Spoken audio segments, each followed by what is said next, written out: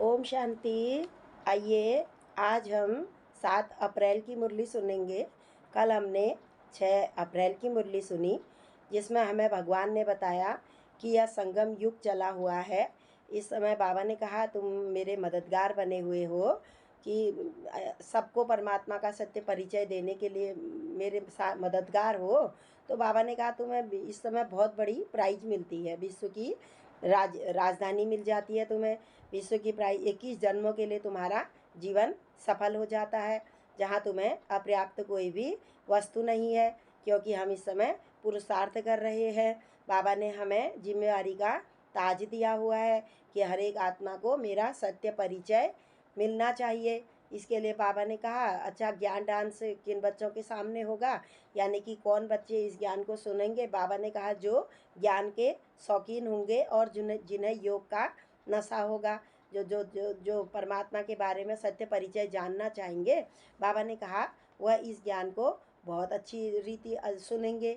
और यह पढ़ाई बड़ी ही वंडरफुल है। बाबा ने कहा यह पढ़ाई वंडरफुल है, क्योंकि इसमें बाबा ने कहा सेकंड में ही ज्ञान मिला तो मनुष्य से देवता करत न लागी वार कहा है। तो वह भी अभी की ही बात है।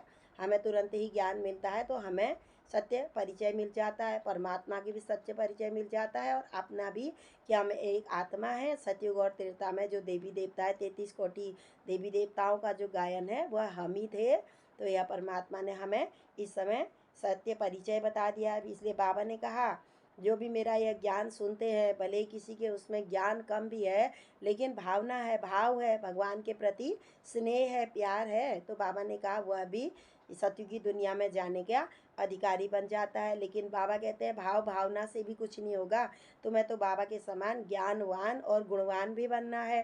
फिर आत्मा रूपी ज्योति जो है, बाबा ने कहा यह बुझ गई है। इस समय आत्मा की ज्योति सारी खत्म हो चुकी है। तो उसके लिए बाबा ने कहा सवेरे सवेरे याद की यात्रा में तुम्हें अवश्य ही बैठना है, क्योंकि याद से ही 63 जन्मों के जो हमारे पाप कर्म हमारे आत्मा में बैठे हुए हैं, जिनकी हम आज सजा भोग रहे हैं, वो बाबा ने कहा खाद याद से ही निकलेगी। और बाबा ने कहा तुम्हें तो अमृत बेले उठ करके याद से अपनी आत्मा को पूर्ण ही सतो प्रधान बनना है, तभी हम सत्युग की दुनिया में देवी देवता बन पाएंगे। दूसरा है ऊंचा ऊंचा पद पाना है। बाबा से अगर प्राइज लेनी है तो बाबा ने कहा ज्ञानवान बनो और गुणवान बनो।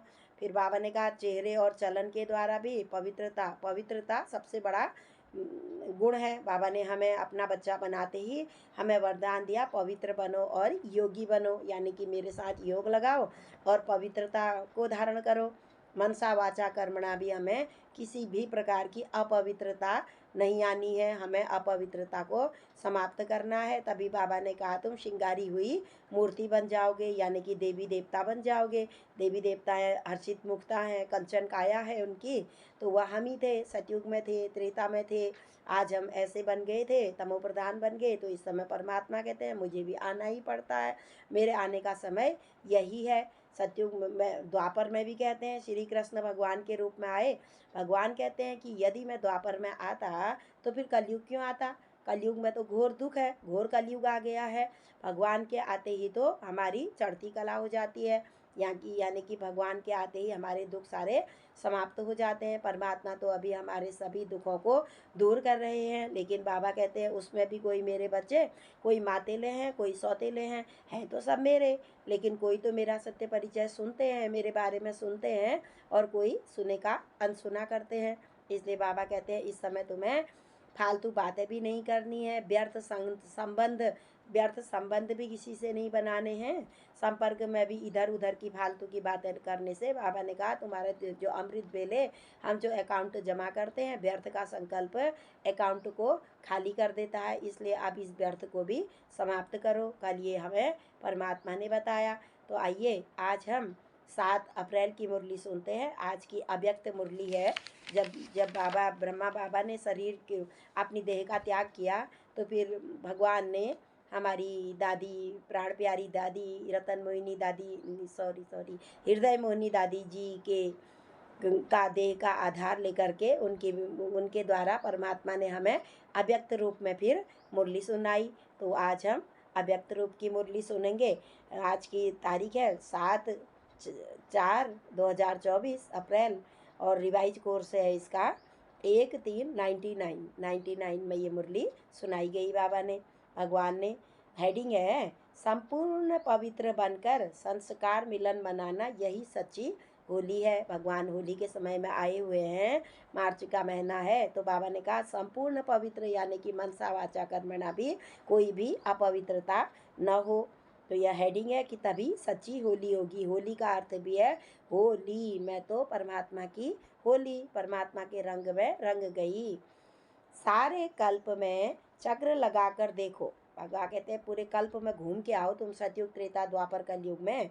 विश्व में सबसे हाईएस्ट, ऊंचते ऊंच श्रेष्ठ आत्मा है आप बच्चे हो। पूरे हाईएस्ट हैं हम, ऊंचे से ऊंचे हैं देवी देवताओं का कितनी विधि पूर्वक भक्त गायन भी करते हैं और पूजन भी करते हैं। तो बाबा ने कहा तुम कितने हाईएस्ट हो, सबसे ऊंचा मर्तबा आपका ही है। राज्य अधिकारी रूप में भी हाईएस्ट, पूज्य रूप में भी हाईएस्ट, राज्य अधिकारी भी।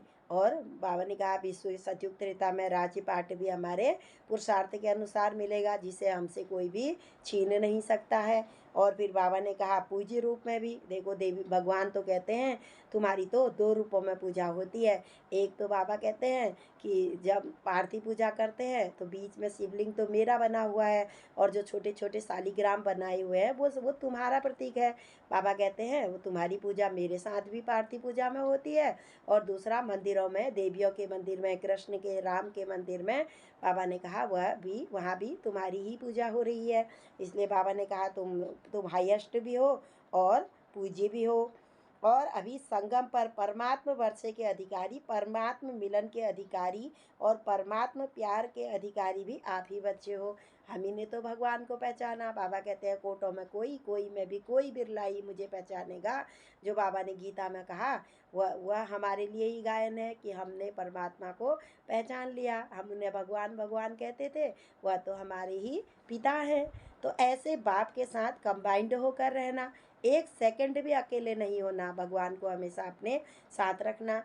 जब ऐसी स्थिति होगी तब विनाश में भी सेफ रहेंगे। आने वाला समय तुरंत ही, हर घड़ी अंतिम घड़ी, तो विनाश बहुत नज़दीक है। तो बाबा ने कहा यदि मेरी याद में रहोगे तो विनाश के समय भी फेल पे सेफ रहोगे।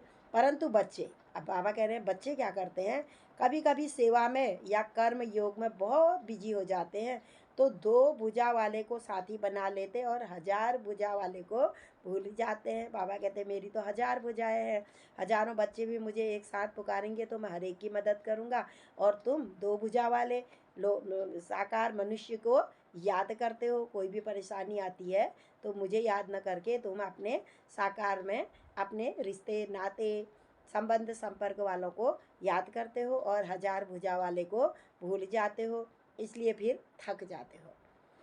सदा यह स्मृति रहे कि शिव बाबा और ब्रह्मा बाबा दोनों हर समय आपके सहयोग देने के लिए हाजिर है। ब्रह्मा का तन का आधार बाबा ने इस समय लिया है। कहते हैं ब्रह्मा के द्वारा सृष्टि रची गई, तो बाबा कहते हैं ब्रह्मा बाबा और शिव बाबा मैं तो तुम्हारा हमेशा, हम तो हमेशा तुम्हारी सेवा के लिए सहयोग देने के लिए हाजिर है। परंतु अगर सिर्फ मन में भी बाबा बाबा सोचो तो तुरंत बाप के सहयोग का अनुभव करेंगे। भगवान भगवान कहोगे, पिता है हमारे, तो बाबा ने कहा तुरंत ही तुम्हें महसूसता होगी और सल्यूशन निकल ही जाएगा। और अगर बाप को किनारे कर सिर्फ सेवा ही सेवा याद रखी तो बाबा भी किनारे बैठ साक्षी होकर देखते रहेंगे। भगवान भी कहते हैं अगर तुम मुझे साथ में नहीं रखोगे, कहीं पर भी जाओगे सेवा करोगे, तो फिर बाबा कहते हैं मैं भी साक्षी होकर के देखते ही रहता हूँ कि बच्चे क्या करते हैं। तो बाबा ने कहा इसलिए क्या करना है, फिर बाबा विधि बता रहे हैं। कभी भी बाप का साथ नहीं छोड़ो, भगवान का साथ इस संगम युग में हमें कभी भी नहीं छोड़ना है। सदा अपने अधिकार और प्रेम की सूक्ष्म रस्सियों से बाप को बात कर रखो, भगवान को बात कर रखो, प्यार से बात के रखो, वो आपके ही है, पिता है हमारे। तो बाबा ने कहा, फिर बाबा ने कहा पवित्रता ही महानता है, पवित्रता ही महानता है। आपका तो स्लोगन भी है पवित्र बनो योगी बनो। बाबा ने हमें अपना बच्चा बनाते ही पवित्रता सिखाई और अपने साथ संबंध जोड़ना सिखाया। यह पवित्रता ही योगी जीवन का आधार है। अगर चलते चलते कभी मनसा में भी अपवित्रता आ गई तो पवित्र बाप की याद रह नहीं सकती। मनसा वाचा कर्मणा हमें बिल्कुल साफ रहना है, तो तभी हमें भगवान की याद रह सकेगी। जब तक वेस्ट और नेगेटिव संकल्प रूपी अपवित्रता का अंश भी है, तब तक कितना भी चाहो योग पावरफुल नहीं हो सकता, परमात्मा से योग नहीं लग सकता। जब तक बाबा ने कहा तुम में अपवित्रता का अंश मात्र भी होगा, अगर छोटा सा अंश भी होगा, तो बाबा कह रहे वह तो पूरे ही वंश को ही ले आएगा, पूरा परिवार ही साथ में आ जाएगा। तो बाबा ने कहा अगर क्रोध है तो वो तो लोभ मोह अहंकार सभी को साथ में लेके आ जाएगा, इसलिए बाबा ने कहा अंश को ही समाप्त करो। आज का मधुर वरदान है, समय को शिक्षक बनाने के बजाय बाप को शिक्षक बनाने वाले मास्टर रचयिता बाबा रचयिता है। तो बाबा ने कहा तुम भी मेरे बच्चे हो, तुम मास्टर रचयिता हो।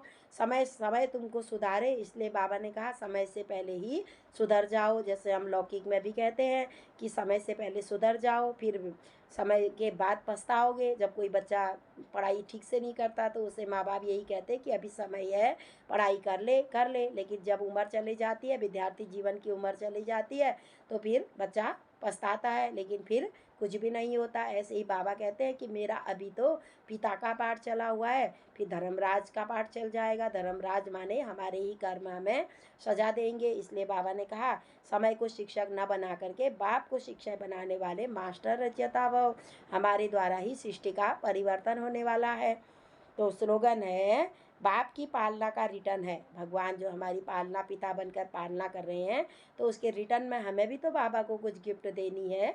तो बाबा कहते हैं स्वयं को और सर्व को परिवर्तन करने में सहयोगी बनो, मैं बदलूंगी जग बदलेगा। बाबा ने कहा पहले मुझे बदलना है, और मुझे देखकर जैसे कर्म हम करेंगे हमें देखकर और करेंगे। तो बाबा ने कहा स्वपरिवर्तन भी करना है और सर्व का परिवर्तन करने में भी हमको सहयोगी बनना है। अच्छा, ओम शांति, ओम शांति, ओम शांति।